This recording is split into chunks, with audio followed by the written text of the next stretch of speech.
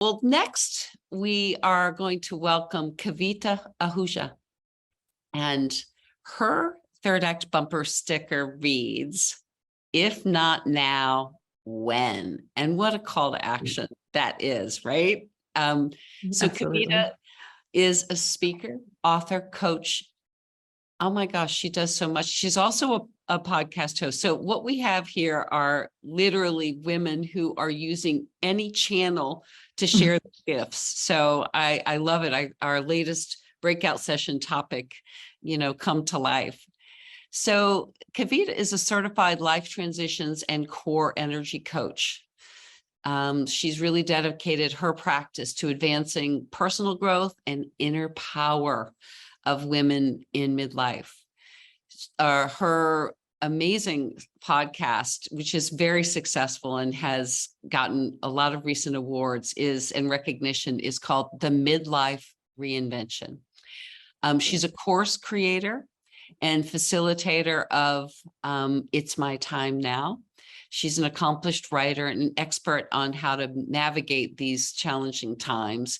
At 52, she also holds a major in bio and MBA. She left a very successful corporate pharmaceutical career like Sarah at Pfizer. Yes, I was just going to say.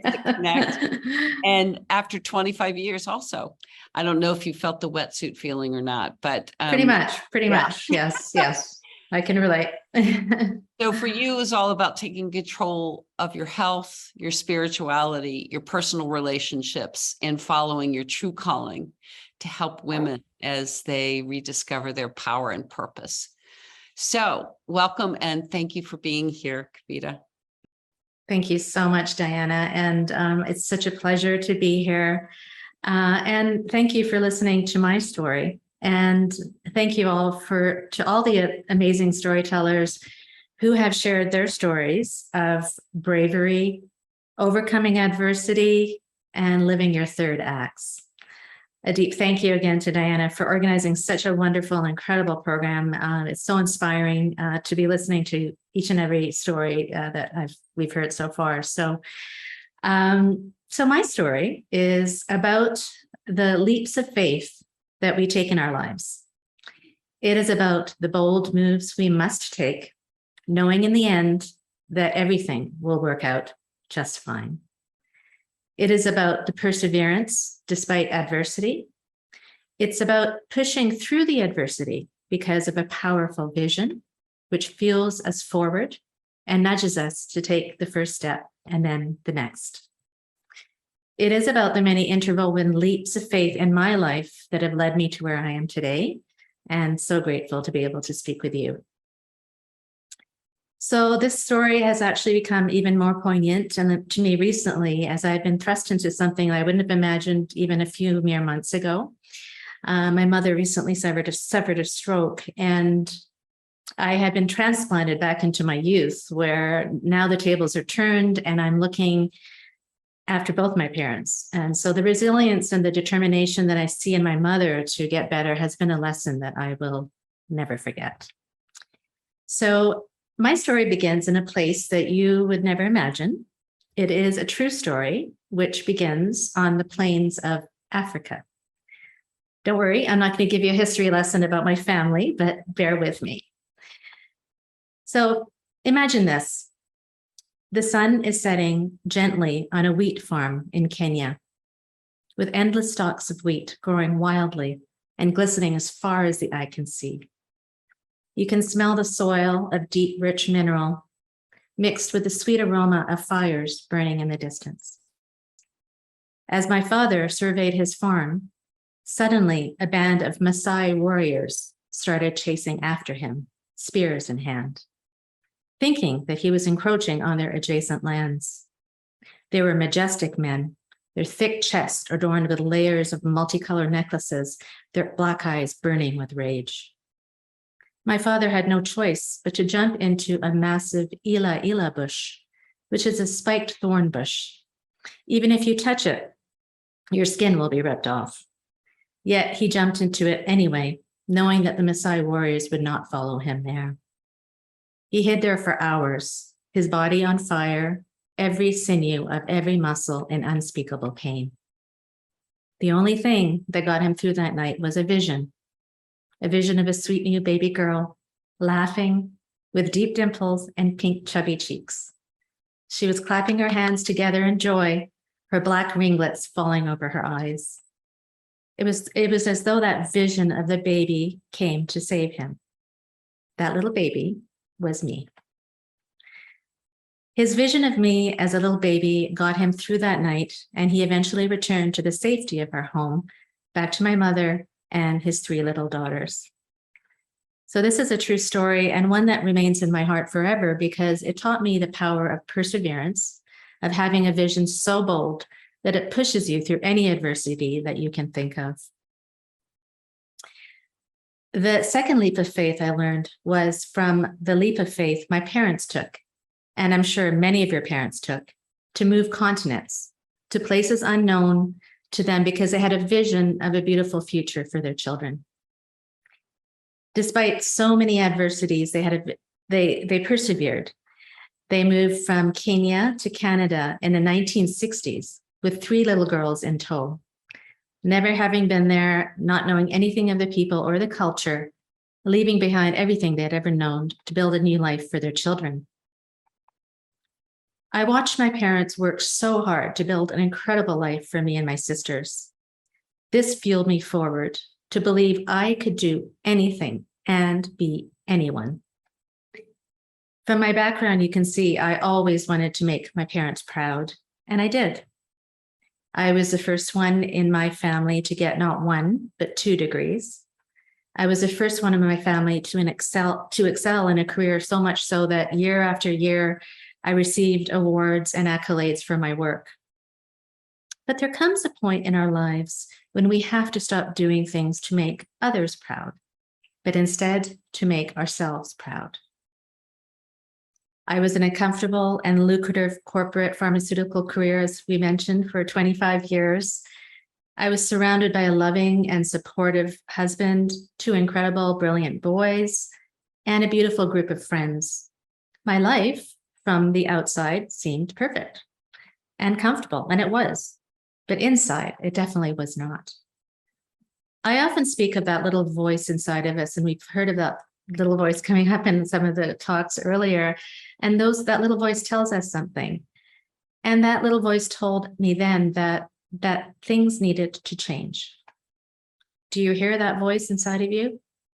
How often do you actually listen to it?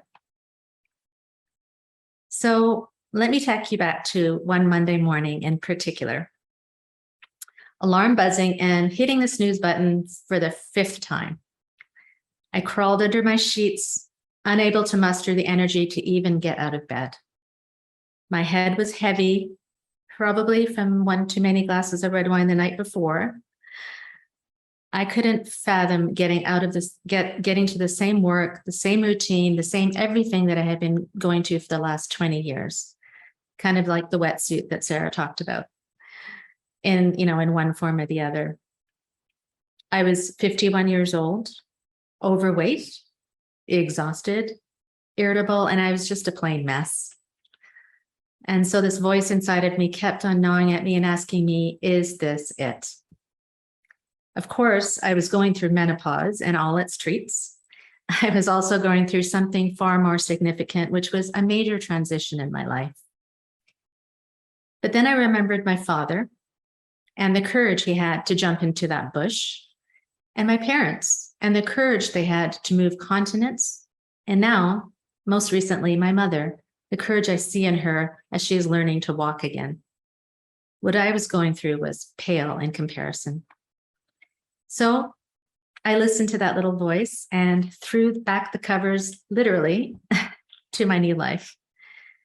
I figured out why I was feeling like this. I was at a transition in my life. My kids had moved away. My work was no longer fulfilling. My health was suffering, and my relationships were just okay. And then I spoke to so many other women my age, and a light bulb went off. This was not unique to me. This is common for so many women in this stage of our lives. We are so used to following tradition, of looking after everyone else first, of perhaps staying in careers that that are not motivating us anymore. We are afraid because we don't want to rock the boat or are held back by our own insecurities. What will people say? I'm not good enough. What if I fail? What if I actually succeed? My vision has fueled me forward. My vision is for women like you to realize the great gifts you possess inside of you, that need to be brought out into the world. We have to face our limiting beliefs and find the courage to do what is in our hearts. We have to create those bold visions for ourselves and take the first steps to realize those visions. The world will be a better place for it. My bumper sticker that Diane asked me about is, if not now, when? When are we going to take these leaps of faith? So that is what I did. I left my comfortable corporate career and successful career of 25 years and created a community for women in midlife.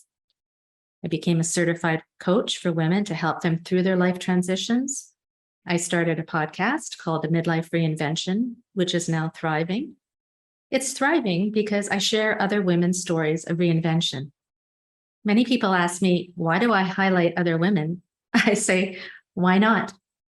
We can learn from our stories of facing adversity, taking leaps of faith, building bold visions, listening to our hearts, and taking the first step to our next beautiful chapter.